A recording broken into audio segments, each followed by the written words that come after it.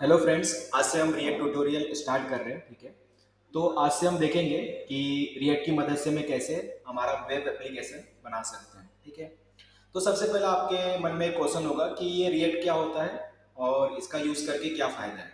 ठीक है, अभी तुमको पता है कि तुमने अगर रिएक्ट पे आए हो, रिएक्ट ट्यूटोरियल पे, तो तुमने HTML, CSS, जावास्क्रिप्ट ये सब किया होगा। ठीक है, तो अभी रिएक्ट सीखने की क्या ज़रूरत है। ठीक है, पहले हम इसको समझेंगे कि रिएक्ट सीखने की क्या जरूरत है। HTML, CSS, जावास्क्रिप्ट से इतना सीखने का क्यों नहीं, मतलब इससे ज्यादा क्यों सीखना है तुमको। ठीक है, तो अगर तुमने HTML, CSS, जावास्क्रिप्ट की मदद से अगर कोई प्रोजेक्ट बनाया होगा, तो तुमने क्या देखा होगा कि हम लोग एक पेज बना लेंगे, जैसे कि होम पेज बना लिया हमने। ठीक है, दूसरा हम लोग एक पेज बना लेंगे, जैसे कि रेफरेंस का पेज बना लिया, कम्युनिटी का पेज बना लिया, ब्लॉग का पेज बना लिया, बहुत सारे हमारे पास पेजेस हैं। ठीक है, ऐसे हमने बहुत सारे पेजेस बना लिए। ठीक है, और उसमें कैसा है कि समझो अगर मैंने पहले पेज में ऐसा हेडर डाला, नेप बार। ठीक है, जिसकी यहाँ पर भी एक नेप बार तुम देख सकते हो, जिसका कलर मैंने अभी तक नाइट मोड में किया था, अभी वाइट मोड में आ चुका हूँ। ठीक है, लाइट मोड में, देन डार्क मोड में। ठीक है, तो ये हमारे पास एक नेप बार है। तुमने एक नेप बार बनाया होगा, नीचे कोई फुटर सेक्शन बनाया होगा। ठीक है, नेप बार होगा, नीचे कोई फुटर सेक्शन होगा। ठीक है, इस तरीके से फुटर सेक्शन होगा। और ये जो नेप बार सेक्शन है, फुटर सेक्शन है, तुम्हारे पास समझो 10 पेजेस है, तो तुमने हर पेजेस पे लगाया होगा, राइट। अगर तुम्हारे पास 10 पेजेस है, तो तुमने एवरी पेजेस में ये नेप बार सेक्शन भी लगाया होगा एंड ये फुटर सेक्शन भी लगाया होगा। तो इससे क्या हो गया, तुमने जो कोड था तुम्हारा तुमने डुप्लीकेट कर दिया। ठीक है, तुमने एक ही नेम बार का कोड लिखा और 10 पेजेस में यूज किया, फिर डुप्लीकेट कर करके, कॉपी पेस्ट कर करके। एक ही बार फुटर का कोड लिखा और वो 10 पेजेस में तुमने यूज किया, कॉपी पेस्ट कर करके। ठीक है, बट क्या मैं इसको रिड्यूस कर सकता हूँ। मैं कुछ ऐसा कर सकता हूँ कि मैं बस इसको एक ही बार लिखूँ और मैं एन नंबर ऑफ टाइम्स इसको यूज करूँ। मतलब मैं नेम बार का कोड एक बार लिख दूँ और जहाँ पर भी इसको यूज करना है मैं कर सकता हूँ। ठीक है, बार बार कोड लिखने की जरूरत नहीं है मेरे को। एक बार मैं फुटर का कोड लिख दूँ और जहाँ पर भी मेरे को यूज करना है मैं कर सकता हूँ, बार बार कोड लिखने की जरूरत नहीं है। यस, ऐसा पॉसिबल है with the help of react. तो रिएक्ट एक टेक्नोलॉजी है, एक फ्रंट एंड टेक्नोलॉजी है, एक जावास्क्रिप्ट की लाइब्रेरी है। ये क्या है, एक जावास्क्रिप्ट की library, the library for web and native user interfaces. तो इसको तुम फ्रंट एंड टेक्नोलॉजी बोलो या जावास्क्रिप्ट की लाइब्रेरी बोलो। ठीक है, तो इसकी मदद से मैं क्या कर सकता हूँ, कंपोनेंट बेस्ड वेब एप्लीकेशन बना सकता हूँ। कंपोनेंट बेस्ड, ठीक है, कंपोनेंट बेस्ड मतलब क्या, जैसे कि समझो ये नेप बार है मेरा। ठीक है, इस नेप बार को मैं कंपोनेंट बोल रहा हूँ। ये सेक्शन जो तुमको दिख रहा है इसको भी कंपोनेंट बोल रहा हूँ। ठीक है, ये चीज एक कंपोनेंट हो सकता है। ठीक है, ठीक है, और ये भी पूरा एक कंपोनेंट हो सकता है। तो हम लोग क्या करते हैं ना, जो हमारा वेबसाइट होता है उसमें हर चीज हम लोग एक कंपोनेंट की तरह देखते हैं कि मेरा एक कंपोनेंट है। कंपोनेंट मतलब कैसा, जैसे कि मैं एक सेपरेट फाइल बना लूंगा। जैसे कि मैं हेडर के लिए एक अलग फाइल बना लूंगा जिसका नाम रहेगा हेडर डॉट, हेडर फाइल बना के रखा हूँ। ठीक है, हेडर फाइल बना लिया, इसके लिए मैं एक अलग फाइल बना लूंगा, इसके लिए मैं अलग फाइल बना लूंगा, इसके लिए मैं एक अलग फाइल बना लूंगा। मतलब मेरे पास जितने भी पार्ट्स हैं मेरे, मतलब मेरे वेबसाइट का जो पेजेस है उसमें मेरे को जो भी कुछ दिख रहा है उसको मैं सब डिवाइड कर दूंगा। और वो सब डिवीजन को मैं क्या बोल रहा हूँ, कंपोनेंट बोल रहा हूँ। और उस कंपोनेंट को मैं जिधर चाहे उधर यूज कर सकता हूँ। अभी मैं समझो होम पेज पे यूज कर रहा हूँ, बाद में मेरे को इसी कंपोनेंट को किसी दूसरे पेज पे यूज करना है तो वो भी मैं यूज कर सकता हूँ। ठीक है, और बिना कोड लिखे, मतलब कोड को डुप्लीकेट करने की जरूरत नहीं है, बस उसको यूज कर लेने का। अब ये सारी चीज़ें कैसे होती हैं ये आगे आने वाले ट्यूटोरियल में हम समझेंगे। ठीक है, धीरे धीरे। अभी तो ये समझो, रिएक्ट एक जावास्क्रिप्ट की लाइब्रेरी है, एक फ्रंट एंड टेक्नोलॉजी है जिसकी मदद से मैं कंपोनेंट बेस्ड वेब एप्लीकेशन बना सकता हूँ। जिसकी मदद से क्या होता है, वेब एप्लीकेशन डेवलपमेंट फास्ट हो जाता है। ठीक है, इजीली बना सकते हैं। और इसकी मदद से हम लोग रीयूजेबल कंपोनेंट बनाते हैं। रीयूजेबल कंपोनेंट मतलब एक बार मैंने कोई चीज़ बनाई तो मैं उसको बहुत जगह यूज़ कर सकता हूँ, रीयूज कर सकता हूँ। एक बार नेपर बनाया, इस प्रोजेक्ट में बनाया, किसी दूसरे प्रोजेक्ट में भी यूज कर सकता हूँ। ठीक है, एक बार फुटर बनाया, इस प्रोजेक्ट में बनाया, किसी दूसरे प्रोजेक्ट में भी यूज कर सकता हूँ। तो मेरे पास कैसा है कि रीयूजेबल कंपोनेंट बना सकता हूँ। तो पहले तो आपको कुछ फीचर्स इसके समझ लेने हैं, क्या क्या मैंने अभी बताया। ठीक है, तो रिएक्ट एक फ्रंट एंड टेक्नोलॉजी है, रिएक्ट एक जावास्क्रिप्ट की लाइब्रेरी है जिसकी मदद से मैं कंपोनेंट बेस्ड वेब एप्लीकेशन बना सकता हूँ। कंपोनेंट बेस्ड, ठीक है, या कंपोनेंट बेस्ड को मैंने दूसरा क्या बोला, कंपोनेंट बेस्ड। ठीक है, कंपोनेंट बेस्ड हम लोग तो बना ही सकते हैं। ठीक है, और रीयूजेबल कंपोनेंट बना सकते हैं। यस, रीयूजेबल कंपोनेंट मतलब एक बार कोड लिखने के बाद में उसको an number of times reuse कर सकता हूँ। ठीक है, ये चीज होती है। तो इसको कैसे करेंगे, अभी धीरे, अभी तो इतना मैंने बता दिया ऊपर से, बट जब तक आप अपने सामने से देखोगे नहीं कि इसको कैसे करना है आपको समझ में नहीं आएगा। ठीक है, तो ज़्यादा थियरी की तरफ ना जाते हुए डायरेक्टली प्रैक्टिकल पे चलते हैं, ठीक है। तो हमको क्या करना है, अभी रिएक्ट अपने पीसी में सेटअप कर लेना है पहले तो कैसे सेटअप करेंगे, ठीक है। रिएक्ट को सेटअप करने से पहले आपके पीसी में क्या होना चाहिए, नोड.जेएस इंस्टॉल होना चाहिए, ठीक है। तो नोड.जेएस अपने सिस्टम में क्या कर लो, पहले तो इंस्टॉल कर लो, ठीक है। नोड.जेएस मैंने लिखा, नोड.जेएस इंस्टॉल, यहाँ पर जाओ, जो भी लेटेस्ट वर्जन होगा उसको इंस्टॉल कर लो, ठीक है। जैसे कि ये लेटेस्ट वर्जन है, डाउनलोड नोड, ये जो भी है इसको इंस्टॉल कर लो, ठीक है। मैंने मेरे सिस्टम में पहले से नोड.जेएस इंस्टॉल है, ठीक है। तो मैं नहीं करूँगा दोबारा से डाउनलोड, बस तुम इसको क्या करना, क्लिक करो, डाउनलोड हो जाएगा। डाउनलोड होने के बाद डाउनलोड सेक्शन में आ जाएगा, ठीक है। डाउनलोड सेक्शन में, ठीक है। तो डाउनलोड सेक्शन में आके उसको डबल क्लिक करोगे तो वो तुम्हारा क्या बोलते हैं, डाउनलोड होने लगेगा, ठीक है। नोड.जेएस को डाउनलोड करने के बाद फिर क्या करने का, फिर हम लोग आएंगे डॉक्यूमेंट में, ठीक है। डॉक्यूमेंट्स में मैंने एक फोल्डर बना रखा हूँ यूट्यूब करके, यहाँ पर मैं अपना रिएक्ट का जो भी ट्यूटोरियल है मैं यहाँ पर ही डालने वाला हूँ, ठीक है। तो आपको ये सारा कोड मिल जाएगा मेरे गिटहब प्रोफाइल पे, ठीक है। तो गिटहब प्रोफाइल का एक्सेस मैं बाद में दे दूंगा, ठीक है। वीडियो के डिस्क्रिप्शन में आपको मिल जाएगा। तो अभी क्या करते हैं कि पहले मैं एक फोल्डर बना लेता हूँ, ठीक है। स्टार्ट करते हैं एक फोल्डर से, पहले मैं एक फोल्डर बना लेता हूँ। इस फोल्डर का नाम रखता हूँ मैं रिएक्ट ट्यूटोरियल रख देता हूँ, ट्यूटोरियल, ठीक है। तो रिएक्ट ट्यूटोरियल करके मैंने फोल्डर बना लिया, ठीक है। या रिएक्ट, इसका नाम मैं क्या रखता हूँ, रिएक्ट मास्टरी रखता हूँ, यस। रिएक्ट ट्यूटोरियल ना रख के मैं इसका नाम रिएक्ट मास्टरी रख देता हूँ, ठीक है। रिएक्ट ट्यूटोरियल तो बस नॉर्मल सा लग रहा है, रिएक्ट मास्टरी कुछ अलग नाम रख रहा है, ठीक है। तो इसका, इस सीरीज का नाम हम लोग रिएक्ट मास्टरी देते हैं, ठीक है। तो रिएक्ट मास्टरी मैंने रख लिया, ठीक है। अब इसी के अंदर हम लोग जितना भी कोड होगा उसके अंदर करेंगे। तो सबसे पहले मुझे क्या चेक कर लेना है कि मेरे सिस्टम में नोड.जेएस इंस्टॉल है कि नहीं। कैसे चेक करूंगा, यहाँ पर आया, मैंने cmd टाइप किया, इंटर मारा, ठीक है।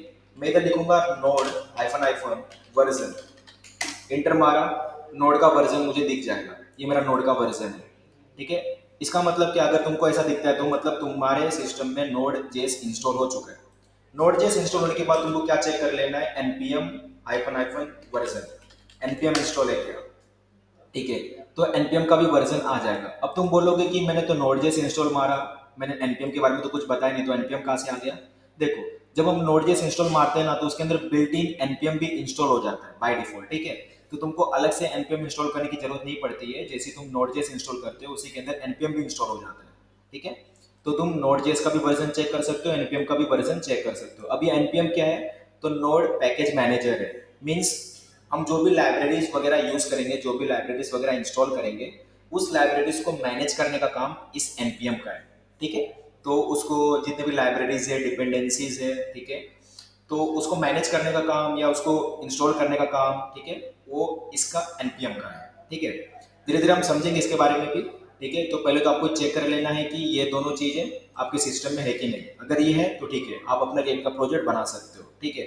तो अभी मैं क्या करता हूँ, अपना एक रिएक्ट का प्रोजेक्ट स्टार्ट करता हूँ। सबसे पहले कैसे बनाएंगे, npx क्रिएट रिएक्ट ऐप, तो ये कमांड लिखने का, npx क्रिएट रिएक्ट ऐप, और ठीक है, इसके बाद अपने प्रोजेक्ट का नाम लिख दो, जो भी तुम्हारे प्रोजेक्ट का नाम है। जैसे कि मैं लिख देता हूँ रिएक्ट ट्यूटोरियल, ठीक है, रिएक्ट ट्यूटोरियल लिख दो, ठीक है। इंटर मारो जैसे, ठीक है। मारने के बाद क्या होगा कि ये इंस्टॉल होना चालू हो जाएगा, ठीक है। तो आपके सिस्टम में रिएक्ट का प्रोजेक्ट बनना चालू हो गया है, ठीक है। अब ये बता देता हूँ ये कमांड क्या है, तो npx create react app react tutorial है, npx कमांड है, ठीक है। ये हमारा पूरा कमांड हो गया एक रिएक्ट प्रोजेक्ट को बनाने के लिए, ठीक है। और ये हमारा प्रोजेक्ट का फोल्डर का नाम हो गया, ये मेरा प्रोजेक्ट है रिएक्ट ट्यूटोरियल करके, मेरा फोल्डर का नाम बोलो या फिर प्रोजेक्ट का नाम बोलो, ठीक है। इस तरीके से तो ये कमांड डालोगे, तुम्हारा रिएक्ट का प्रोजेक्ट इनिशियलाइज हो जाएगा, बनना स्टार्ट हो जाएगा, ठीक है। ऑटोमेटिक बना के दे देगा। अभी देखो, जैसे कि मैं बोला ये टेक्नोलॉजी है, तो ये क्या करेगा, कुछ चीजें हमको बना बनाए देगा, जिसके अंदर हमको क्या करना है, चेंजेस वगैरह करने हैं, ठीक है। हमको कुछ भी चीज एकदम स्टार्टिंग से नहीं करना है, इसमें पहले से कुछ बना होगा, क्योंकि अभी तक हमने बेसिक चीजें कर ली है। अभी तक हमने HTML CSS जावास्क्रिप्ट सीखा, इसके अंदर हम क्या कर रहे थे, सब कुछ खुद से कर रहे थे। हम लोग index.html बना रहे थे, ठीक है, जावास्क्रिप्ट का फाइल लिख रहे थे, CSS का फाइल लिख रहे थे, एकदम बेसिक स्टार्टिंग से कर रहे थे। बट अभी कैसा है, जब रिएक्ट चालू कर दिया, कोई टेक्नोलॉजी सीखना चालू कर दिया आपने, तो आपको कुछ भी चीजें एकदम स्टार्ट से करने की जरूरत नहीं है। इसमें कुछ चीजें बनी बनाई मिलेगी आपको, ठीक है, जिसको आपको यूज करना है। तो इस कमांड को चलाने के बाद अभी तुमको क्या क्या बना बनाया मिलेगा वो मैं तुमको दिखाऊंगा। ये कमांड थोड़ा सा रन होने जाने दो, ठीक है। कमांड रन हो चुका है, रन होने के बाद देखो क्या बन गया यहाँ पर, तो रिएक्ट ट्यूटोरियल करके एक फोल्डर बन गया। जरा मैं इसको ओपन कर लेता हूँ अपने VS कोड के साथ, सो मोर ऑप्शंस में ओपन विथ कोड, ठीक है। ओपन विद कोड किया मैंने, तो ये मेरा रिएक्ट ट्यूटोरियल का फोल्डर ओपन हो गया। जरा मैं इसको ब्लैक में कर लेता हूँ, ठीक है, ब्लैक थीम में कर लूँ या वाइट थीम चल रहा है, I think so white theme ही रहने देता हूँ, ठीक है, वाइट थीम ज़्यादा विजिबल रहता है। किसी किसी को ब्लैक थीम चाहिए तो आप कमेंट्स में बता सकते हो कि आपको कौन सा थीम चाहिए, तो मैं नेक्स्ट वीडियो में वो थीम यूज़ करूँगा, ठीक है। अभी फिलहाल के लिए मैं कौन सा कर लेता हूँ, वाइट थीम ही यूज़ कर लेता हूँ, ठीक है। अगर आपको ब्लैक थीम चाहिए तो आप मुझे बता सकते हो कमेंट में, तो मैं नेक्स्ट वीडियो से ब्लैक थीम यूज़ करूँगा, ठीक है। तो अभी फिलहाल मैंने रिएक्ट ट्यूटोरियल, देखो ये मैंने कमांड लिखा था npx create react app react tutorial। ये कमांड लिखने से देखो इतना फोल्डर या इतना फाइल पहले से ही बन गया है, ठीक है। इसमें मैंने कुछ भी नहीं बनाया, पहले से बन गया, सिर्फ जस्ट मैंने कमांड डाला। तो यही टेक्नोलॉजी सीखने का फायदा है, मतलब कुछ चीजें आपको बनी बनाई मिल जाती है जिसको आपको यूज करना है। अभी क्या बना बनाया मिल गया है जरा उसको भी समझेंगे, ठीक है, कि हमको क्या बना बनाया मिला है, ठीक है। तो इसमें सबसे पहला आता है नोड मॉड्यूल्स का फोल्डर। देखो नोड मॉड्यूल्स, ये नोड मॉड्यूल्स क्या है, तो नोड मॉड्यूल्स का ये जो फोल्डर है इसी के अंदर हमारा जितना भी लाइब्रेरी है, जितना भी डिपेंडेंसी है इस प्रोजेक्ट को रन करने के लिए, वो सब नोड मॉड्यूल्स के अंदर रहता है, ठीक है। नोड मॉड्यूल्स क्या है, नोड मॉड्यूल्स के अंदर जितने भी हमारे प्रोजेक्ट को रन करने के लिए लाइब्रेरी की रिक्वायरमेंट है, वो सारी लाइब्रेरी आपको नोड मॉड्यूल्स के अंदर मिलेगा, ठीक है। इसके अंदर हमको कुछ भी नहीं करना है, ठीक है, ये बना बना है, इसमें सारी लाइब्रेरी हमारी, ठीक है, इसको कुछ भी छेड़ना नहीं है, कुछ भी चेंज नहीं करना है, कुछ भी अपडेट नहीं करना है, इसको छूना ही नहीं है, छोड़ दो इसको। नेक्स्ट है हमारा पब्लिक वाला फोल्डर, ठीक है, पब्लिक फोल्डर नाम से समझ में आ रहा है पब्लिक है, ठीक है। तो इसी के अंदर हमारा क्या है, index dot H T M L है। अभी कैसा है, जो रिएक्ट होता है ना वो उसको सिंगल पेज एप्लीकेशन भी कहते हैं, single page application. Single page application का मतलब क्या है, सिंगल पेज एप्लीकेशन का मतलब है इसमें सिर्फ एक ही इंडेक्स, एक ही एचटीएमएल का फाइल होगा, only a single HTML file, ठीक है। तो ये बड़ी कमाल की बात है कि एक ही एचटीएमएल का फाइल होगा और पूरा का पूरा वेबसाइट कैसे बन जाएगा, ठीक है। जरा थोड़ा सा नया चीज है, ठीक है, अभी जैसे कि नया टेक्नोलॉजी सीख रहे हो रिएक्ट का, तो ये तो क्वेश्चन रहेगा कि एक ही फाइल होगा तो पूरा का पूरा वेबसाइट कैसे बनेगा, बनेगा, ठीक है। रिएक्ट का यही पावर है, हम देखेंगे रिएक्ट का, ठीक है, कैसे बनेगा। फिलहाल के लिए जो हमारा फालतू के कमेंट्स है मैं उसको हटा देता हूँ, ठीक है। तो रिएक्ट इसीलिए फेमस है क्योंकि रिएक्ट की मदद से हम सिंगल पेज एप्लीकेशन बना सकते हैं, ठीक है। तो इसमें बस एक ही एचटीएमएल का फाइल होता है और इसी एचटीएमएल के फाइल में पूरा का पूरा वेबसाइट डेवलप हो जाता है, पूरा का पूरा वेब एप्लीकेशन डेवलप हो जाता है, ठीक है। ये इसी का पावर है, ये अपना रिएक्ट का पावर है, ठीक है। तो जरा समझते हैं कि ये कैसे काम करता है, ठीक है।